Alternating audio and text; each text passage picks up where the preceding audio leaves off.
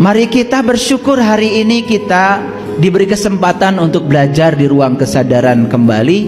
Oleh karenanya mari kita puji Allah bersama-sama membaca hamdalah. Alhamdulillahirabbil alamin. Mari kita mohon ridho dan berkah Allah. Semoga hari ini kita bisa menemukan kebenaran dalam kesederhanaan. Kita sapa asmanya dengan kelembutan dan cinta seraya membaca basmalah. Bismillahirrahmanirrahim. Mari kita lihat contoh-contoh kebenaran dalam kesederhanaan. Ini contoh sederhana. Jadi saya bacakan Quran surat Al-Isra, boleh dicatat. Al-Isra itu surat yang ke-17, ayat yang ke-60. Jadi Allah menyatakan inna rabbaka ahato binnas. Inna rabbaka ahato binnas. Tangkap kata-kata ini dengan kesadaran. Ulangi ya. Inna rabbaka ahato binnas. Sesungguhnya Tuhanmu meliputi segala manusia. Siapa yang bilang begini? Tuhan. Siapa kamu di situ? Ya manusia. Maaf, ini supaya gampang sebenarnya. Ini Tuhan nih lagi bicara sama saya. Sesungguhnya Tuhanmu, kata Tuhan, meliputi segala manusia. Inna rabbaka ahato binnas. Itu kata-kata Tuhan kepada saya. Jadi kalau saya berbicara tentang Tuhan saya, kan bahasanya begini. Sesungguhnya Tuhanku meliputi segala manusia.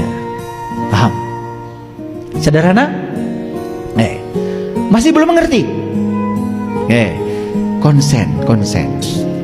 Ulangi. Jadi Tuhan bilang kepada kita, sesungguhnya Tuhanmu meliputi segala manusia. Nah, kalau kita yang bilang pada diri kita sendiri, oh, Tuhanku ternyata meliputi segala manusia.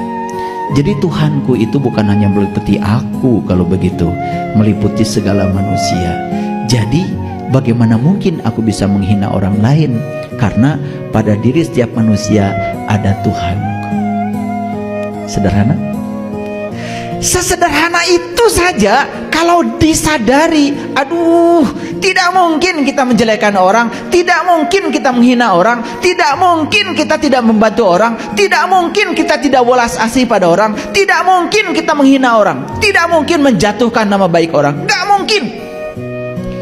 Semua konflik, saling menjatuhkan, marah dan lain sebagainya, kebencian, itu sebetulnya dilakukan oleh orang-orang yang tidak sadar kalau Tuhannya meliputi segala manusia.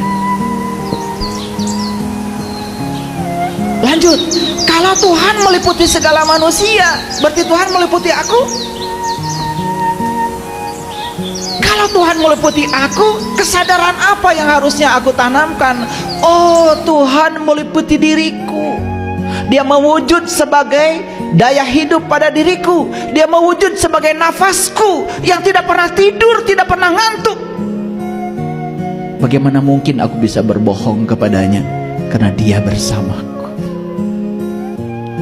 Jadi diri kita selalu waspada, eling, mawas diri.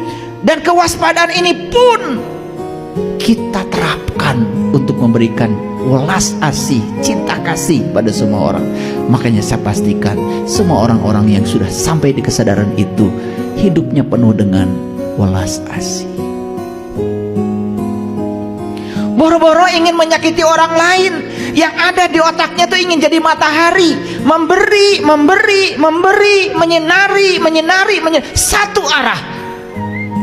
Dan matahari memberikan sinarnya satu arah, tidak pernah minta balasan, tidak pernah minta balikan. Orang-orang yang suka minta balasan, semua orang-orang yang tidak sadar kalau semua yang ada dalam dirinya adalah pemberian. Sadarkah kita sebetulnya kenapa kita harus memberi? Karena semua yang ada di tangan kita adalah pemberiannya. Bagi yang sadar, Sekali lagi, sadar. Yang sadar boro-boro mikirin itu. Paling juga yang gak sadar mau, wah kamu kemarin saya kasih kok tidak berterima kasih pada saya, bulan depan coret. Itulah orang yang tidak sadar kalau dia sudah berakhlak seperti akhlaknya Allah. Allah itu tidak pernah gampang nyoret kita.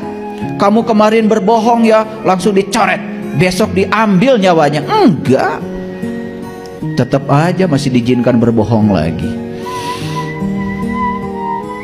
Itu welas asihnya Allah tuh begitu, betul nggak? Makanya wa ahsin kama ahsanallahu ilaika, berbuat baiklah kamu seperti aku berbuat baik kepada kamu. Luar biasa. Allah mengajarkan nilai-nilai kebaikan itu luar biasa. Baik, jadi sadar sekarang kalau Allah meliputi semua manusia. Allahnya siapa? Allahmu. Kan Allah bilang, inna rabbaka ahata binas, sesungguhnya Tuhanmu meliputi segala manusia. Sadar sekarang, oh ternyata Tuhanku bukan hanya meliputi aku, tapi meliputi segala manusia. Jadi sebetulnya tubuh kita berbeda, tetapi di tubuh kita ada Tuhan yang sama. Oh, lebih jauh lagi, lebih jauh lagi. Apapun keyakinannya, apapun agamanya, kan dia juga diliputi Tuhan. Betul?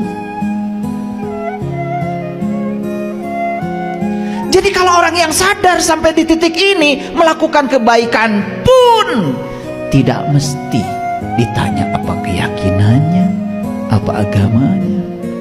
Bahkan kalau mau mendoakan mereka pun tidak pernah ditanya apa keyakinannya, apa. Rahayu Sagung Dumadi, semoga seluruh makhluk hidup di semesta ini, baik yang kelihatan maupun tidak kelihatan, selalu berbahagia. Itu doa mulia sekali. Semoga keluarga saya bahagia. Yang lain gak usah. Itu doamu begitu. Biar saya aja yang panen banyak, tetangga gak usah. Biar dimakan tikus sama burung. Wah, orang kayak gini rezekinya gitu-gitu aja. Jadi kalau ingin rezeki kita berkelimpahan, menakjubkan hidupnya, buka semua pintu-pintu rezeki.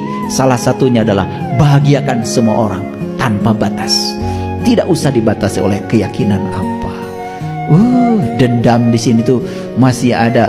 Begitu dikabarkan si Anu mengajarkan ajaran yang salah, langsung benci, padahal kita pun tidak mengerti yang diajarkan apa.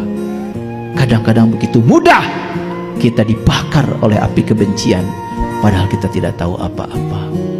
Saya kasih tahu, membenci kejahatan saja itu kita sudah berkontribusi membangun kejahatan. Benci pada orang yang melakukan kegelapan, kita pun sebetulnya sudah menyumbang kegelapan. Apalagi kalau kita melakukan kegelapan itu sendiri. Yuk kita sadar, dengarkan kajian saya yang kemarin. Dan semua kehidupan itu diliputi oleh cahaya, bukan kegelapan. Jadi dari ayat yang tadi, banyak gak implikasinya?